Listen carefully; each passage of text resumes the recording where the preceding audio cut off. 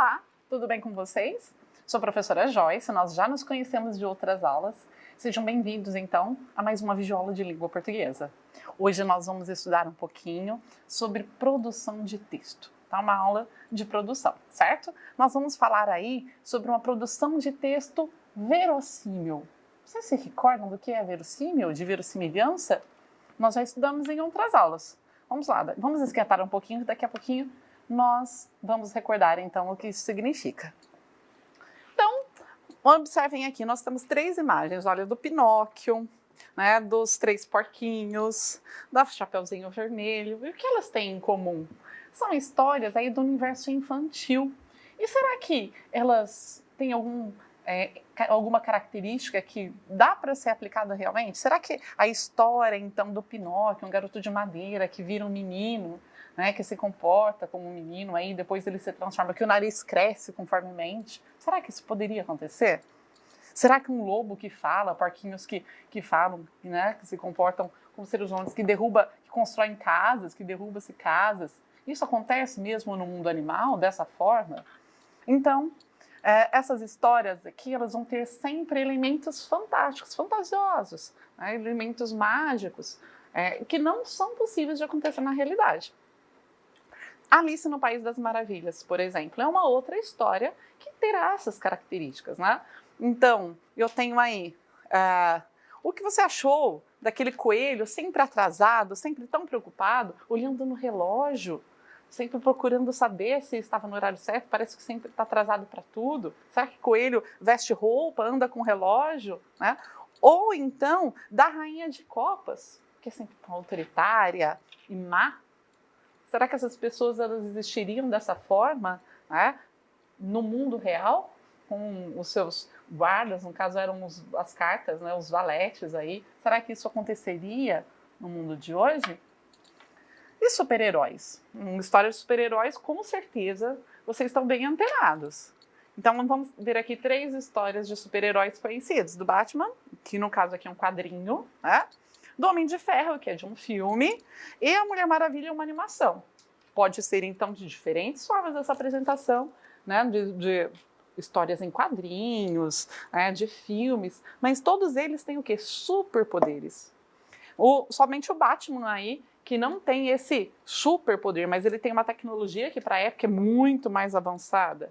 E aí, será que essas histórias, elas acontecem, né? Se eu pego aí, por exemplo, a Mulher Maravilha, por exemplo, o Homem de Ferro tem a mesma característica do Batman, que ele ainda é um pouco mais verossímil, né? Mas a Mulher Maravilha não. Ela realmente tem um superpoder. E isso pode acontecer no mundo de hoje? No filme Batman versus Superman, então aqui, olha, o Superman, né? Imagina um personagem que tem super velocidade, super força, visão de raio-x, né, visão a laser, né, que consegue, então, ter um super sopro e que faz tudo sempre corretamente, um alienígena. Nós teremos isso no nosso mundo. E não é por isso, né, por esse fato, que eu não tenho, então, um envolvimento com a história.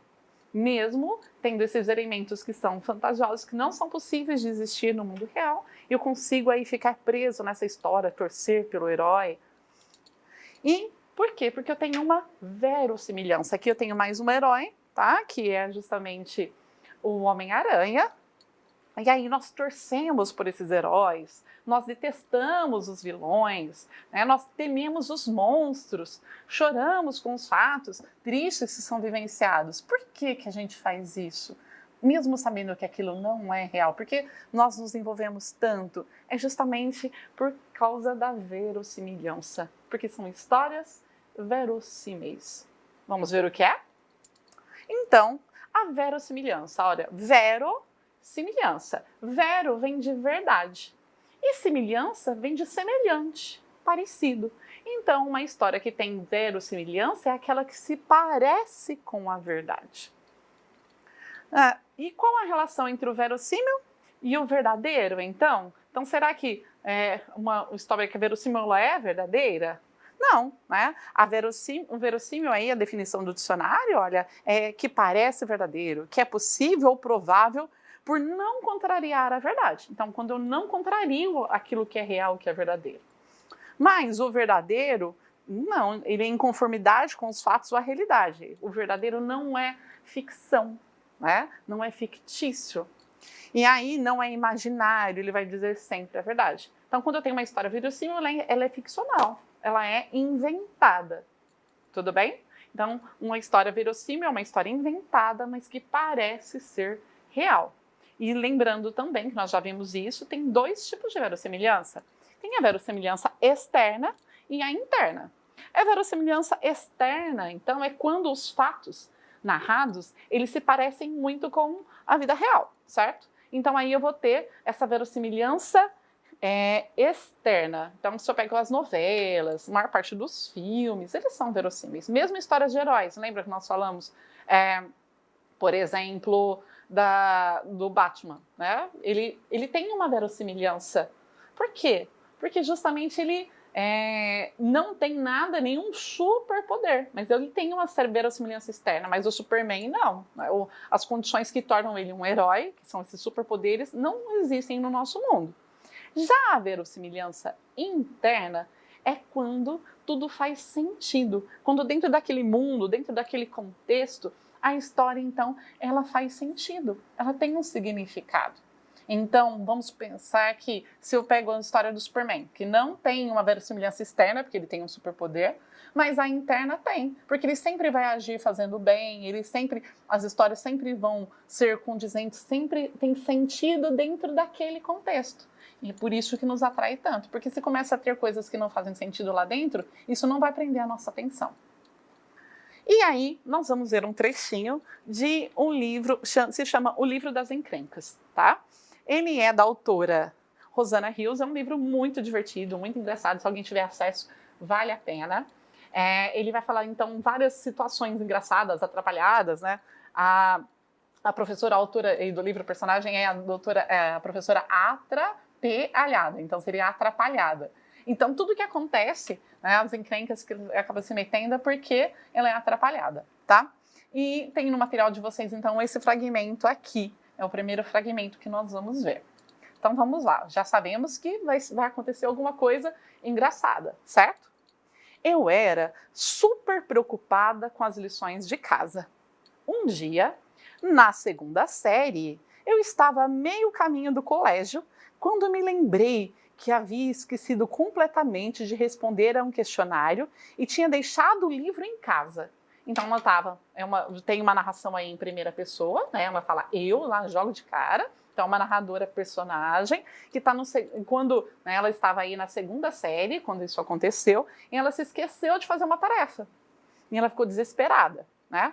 E tinha deixado então o livro em casa.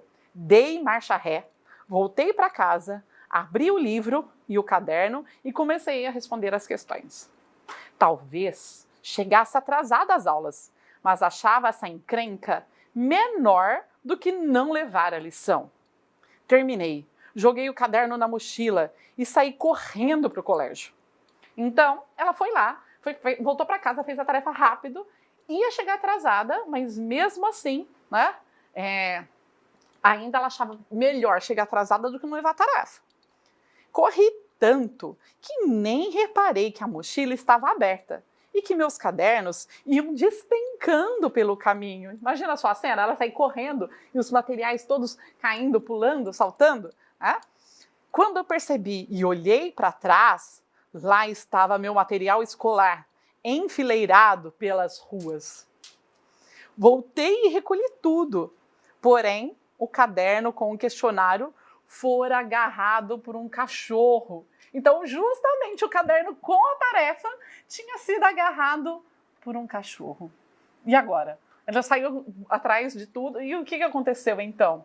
Então, esse aqui é o começo da história. E a tarefa, então, de vocês, né? A proposta aí é, vamos escrever, fazer o quê? Vamos continuar essa história? Então, você vai dar continuidade para esse fragmento.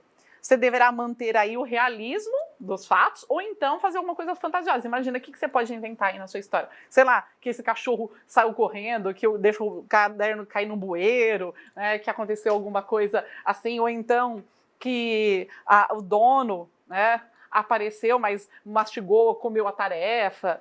Você vai imaginar o que será que aconteceu. Você vai criar, então, tá, uma complicação para essa história. Ou então pode ser uma coisa extraordinária, fictícia, inventada. Imagina só que você vai contar que apareceu, sei lá, um super-herói e tentou pegar o cachorro, mas o cachorro também era um vilão disfarçado. Vamos supor, um malfeitor aí que saiu correndo e levou a tarefa da garota. Imagina que você pode inventar, então, manter a realidade, ter uma verossimilhança externa, ou então ter só a verossimilhança interna, tá?